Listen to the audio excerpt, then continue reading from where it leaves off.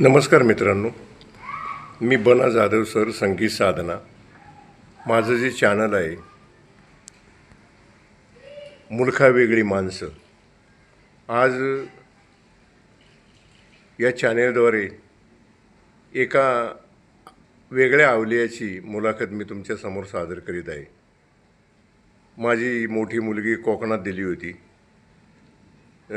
कुडाळ या गावाजवळ एक छोटीशी वाडी आहे. त्याच परिसरातले हे माझे मित्र या ठिकाणी आलेले आहेत. ते व्यवसायाने सुतार काम करतात, पण अष्टपैलू व्यक्तिमत्व आहे. पिढीजात कला त्यांच्या अंगामध्ये रुजलेली आहे. अशा एका कोकणातील सिंधुदुर्गातील एका व्यक्तीची मुलाखत मी आपल्यासमोर सादर करीत आहे.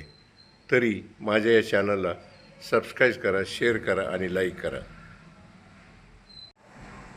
आता हे माझ्यासमोर बसलेली जी व्यक्ती आहे हे कोकणातील आहेत. यांची भाषा कोकणी आहे आणि अष्टपैलू व्यक्तिमत्व आहेत. हे नेहमी माझ्याकडे येत असतात.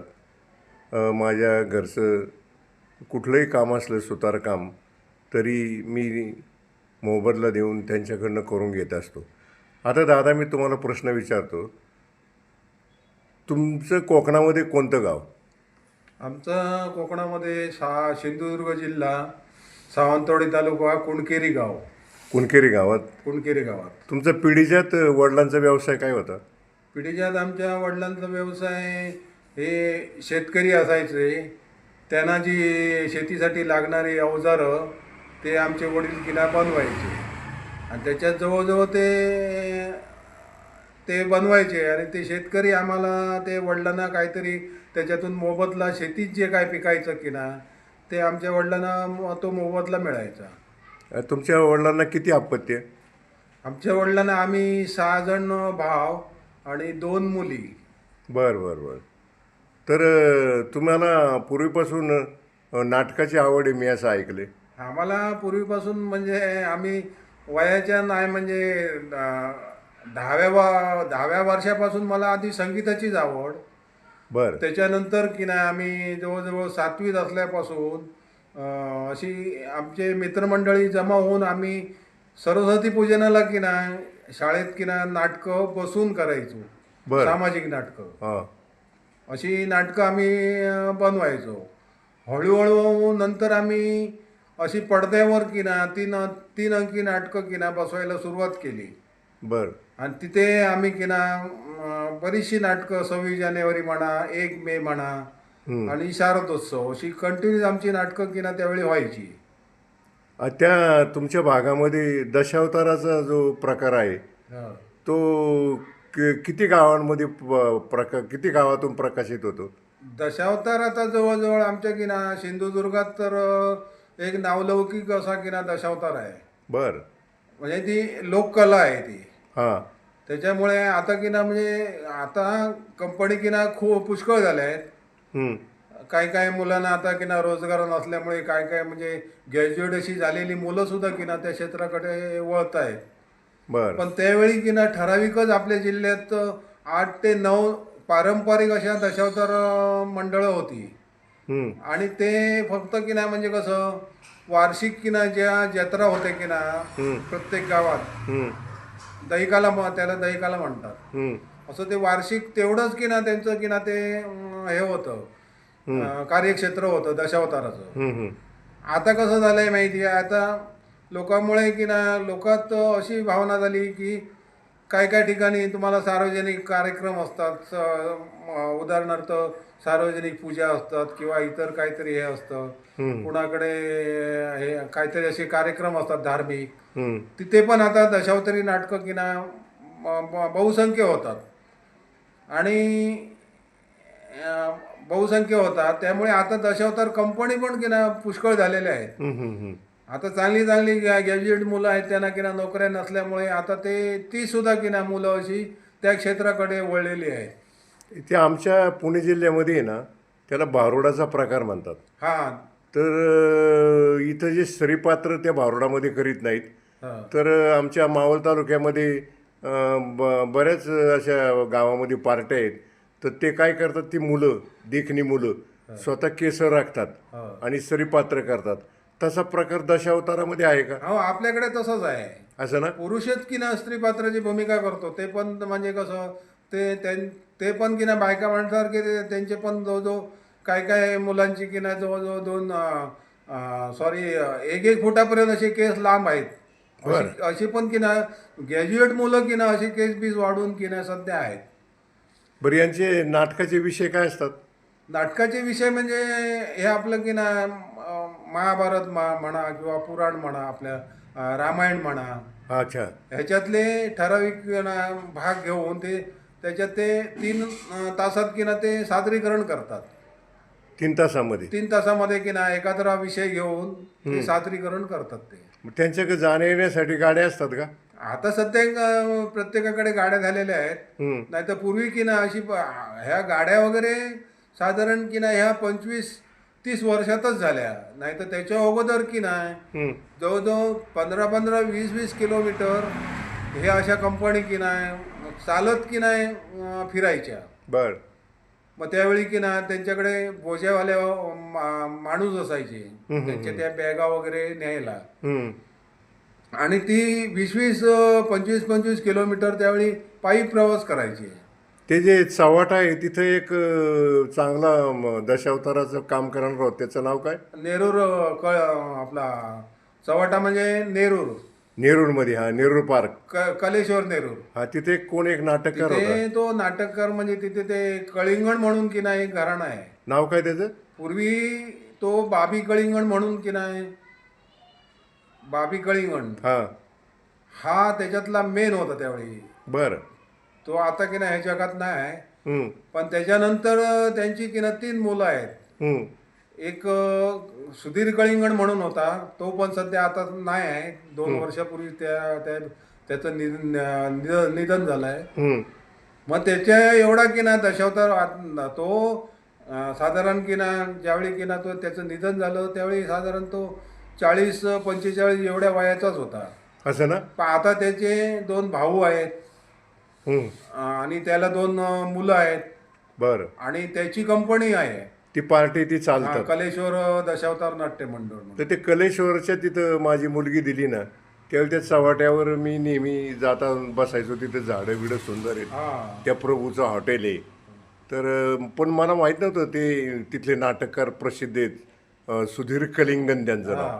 आता सुधीर कलिंगण की ना त्याचे वडील की ना बाबी कलिंगण ते हयात असताना किंवा त्यांचा मृत्यू व्हायच्या आधी 2 वर्षे की ना मी पण त्यांच्या कंपनीत की ना एक हार्मोनियम वादक म्हणून की ना 2 वर्ष एक त्यांच्यात होतो. तुम्ही हार्मोनियमचं असं शिक्षण घेतले का? शिक्षण म्हणजे असं आमचे वडील होते की ना तेच पूर्वी दशावतार वाजवायचे, भजनं करायचे. आणि त्यांच्या सानिध्यात राहून मी ते हळूहळू की ना वाजवायला शिकलो. बर. त्याच्यानंतर बऱ्याच अशा कंपनीत मी त्यावेळी नंतर की ना एका कंपनीची 2 नाटकं असली की एक मला की ना ते बोलवायचे. अच्छा. आणि मग त्यांच्याकडे मी जायचो आणि मग दशावतारात पेटी वगैरे वाजवायचो मी. मग तुम्ही स्वतः नाटकात कामं करायचे का? स्वतः नाटकात आम्ही करायचे म्हणजे त्यावेळी दशावतार नाटकात नाही. हा, तुमचं नाट्य मंडळ होतं? आमचं गावात की ना आमच्या की ना एक भावई दशावतार म्हणून की ना नाट्य मंडळ होतं. मध्यंतरीच्या काळात आम्ही बाहेर गेल्यामुळे ते जरा की ना हे झालेलं. पण आता ठराविक आमची पोरं आहेत की ना मुलं आहेत, त्यांनी ते आता चालू केले. आता 5-6 वर्ष झाली आहे. बरोबर. त्यांची पण आपल्या जिल्ह्यात की ना आता बरीचशी नाटकं होतात. बरं. तुम्ही लहानपणी तुम्हाला त्या परिसरात नाटक जर बघायचं असेल तर तुम्ही कुठं जात होता? आम्ही त्यावेळी दशावतार नाटक जवळजवळ 10-10 किलोमीटर त्यावेळी नुसतं असं बघायला जायचो. बरं. सावंतवाडीत नाट्यगृह होते का? सावंतवाडीत एकच नाट्यगृह होतं. तिथं ठराविक नाटकं लागायची. तिथे आम्ही मग कुणकेरी नाही म्हणजे सावंतवाडीपासून कुणकेरी 6 किलोमीटर. बरं. मग ते 6 किलोमीटर आम्ही कुणकेरीवरून रात्री 10 वाजता नाटक चालू व्हायचं. मग आम्ही ते चालत यायचो. अरे बाप. आणि मग 3 तासाचं नाटक संपल्यानंतर मग आम्ही परत आमच्या घरी जायचो. असा त्यावेळी प्रवास. मग तुमच्या गावचं जे तुमचं नाट्य मंडळ होतं ते बी असं तुम्ही गावोगाव फिरवायचे का? आम्ही असताना तर फिरवायचे मग त्यावेळी जास्त असा प्रसार नव्हता. हां. पण ठराविक कुठेतरी आम्ही असे जाऊन ते नाटकं करायचो. पण तुमच्यामध्ये जे कलेचे गुण आलेत, हे नाट्य, गायन, हा. हे तुमच्या इतर भावांमध्ये आहे का? नाही नाही, कुणाच नाही. आम्ही आता 6 जण भाव आहोत. हं. पण आमच्या पाच पाचही भावांना की नाही ह्याच्यातलं आवडलंही नाही आणि कुणाला ते काय नाही जमत. तुम्ही त्या गावच्या कुणकेरी गावचे ग्रामपंचायत सदस्य बी होते का? सदस्य नाही म्हणजे आम्ही 15 वर्ष की ना ग्रामपंचायत सदस्य होतो. असं ना? हा. त्यावेळी ते तुम्हाला त्या निधी बिधी भरपूर मिळायचा का? नाही नाही, त्यावेळी की नाही निधी कुठे भेटायचा. म्हणजे ही गोष्ट साधारण जवळजवळ 40 वर्षापूर्वीची गोष्ट. अरे बापरे, आता वय तुमचं किती आहे? आता जवळजवळ 69 चालू आहे. अच्छा अच्छा. तुम्हाला मुलं किती आहेत? मला मुलं आता की नाही, एक मुलगा आहे मोठा आणि 2 मुली आहे. तो काय काम करतो मुलगा? मुलगा सिव्हिल इंजिनियर आहे शहापूरची कंपनीत पुण्यामध्ये. बरं. एक मुली तिचं लग्न झालंय, ती कुडाळला आहे. हं. आणि एक मुलगी आता म्हणजे नर्स आहे गव्हर्नमेंट. अच्छा. ती पूर्वी कराडला होती, हल्लीच आता 1 महिन्यापूर्वी इकडे सासवडला आली आहे.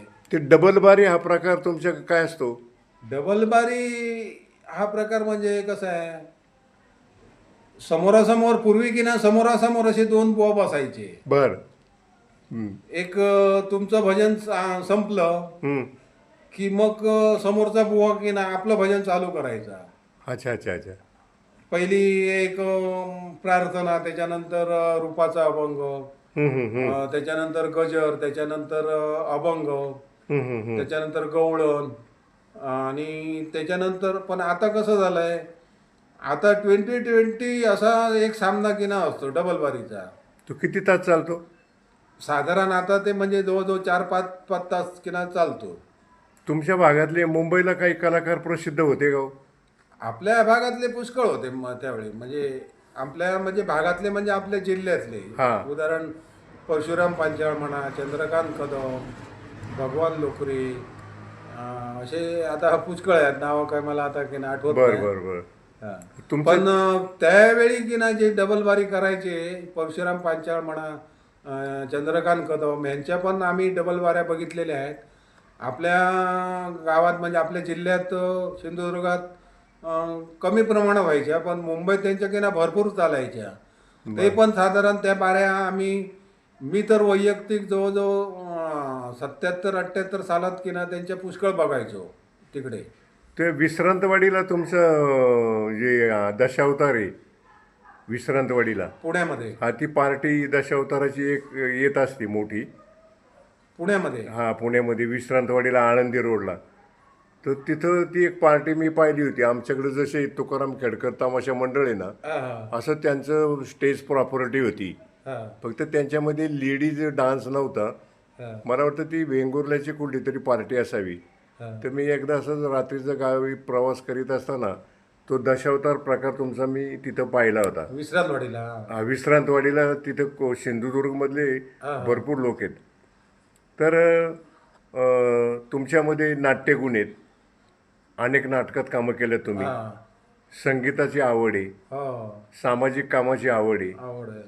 तर सुतारकामाची तर पहिल्यापासूनच आवड आहे. पहिल्यापासूनच तर लहानपणापासून. मला एक विचारायचं आहे, तुमच्या सिंधुदुर्गामध्ये लाकडावर तुम्ही जास्त कोरीव काम करायचे का? लाकडावर असं कोरीव काम नाही. हां. म्हणजे आता त्याला कार्विंग म्हणतात की ना, ते हा. कार्विंगचं काम आम्ही नाही करायचो. बरं. पण त्यावेळी की ना ही घरांची छपरं, हं. अगोदर कौलांची छपरं असायची, लाकडी छप्पर बनवायचं, त्याच्यावर कौलं टाकायची. बरं बरं. पण आता आणि लाकडी फर्निचर, अच्छा अच्छा. उदाहरणार्थ बेड म्हणा किंवा सोफा सेट म्हणा. पण आता कसं झालंय माहिती, आता ते काम सगळं आता ते बंदच होत चाललंय. बरं. लाकडी काम म्हणजे लाकडी छप्पर वगैरे हा विषय आता सगळा संपलेला आहे. सगळं प्लाऊडचं काम आहे. आता प्लाऊड म्हणजे आता जास्त ते चालतं. म्हणजे कसं आता सगळं प्रत्येकाची स्लॅबची घरं, हं. एक कुठेतरी दरवाजा, मेन दरवाजा असतो की ना, तो एक लावतात. हं. पण आता त्याला कार्विंग वगैरे की ना आता म्हणजे आता मशिनरी वगैरे झाल्या आहेत. सिंधुदुर्ग मध्यंतरीच्या काळात काही काही मुलं की ना अशी कार्विंगची कामं की ना म्हणजे डिझाईनची कामं की ना हातानं करायला शिकलेली आहेत. सिंधुदुर्गात कार्विंगचं काम मी कलेश्वर माझ्या जावयाने आहे ना हा. एकदा कलेश्वर मंदिरात मला घेऊन गेले होते. हो. तर तिथे एक 7-8 कारागीर आता त्या कलेश्वर मंदिराचे दरवाजे हा. ते कोरीत होते. सगळं सागवानमध्ये काम ते करायचे. तर मित्रांनो, मी जी मोठमोठी जी पेंटिंग बनवल्यात भंडाऱ्या डोंगरावर मी 3 पेंटिंग दिल्यात आणि इथं मागही एक चित्र आहे.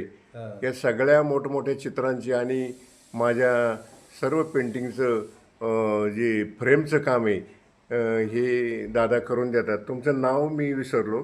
सखाराम मेस्त्री. सखाराम मिस्त्री. हा. आणि हे माझ्याकडे नेहमी येत असतात. आमची संगीताची मैफल चालते, सामाजिक आवड, नंतर नाटककार, नंतर स्वतः त्यांचे विचार मांडतात आणि ग्रामपंचायतीचे 15 वर्षे सदस्य होते.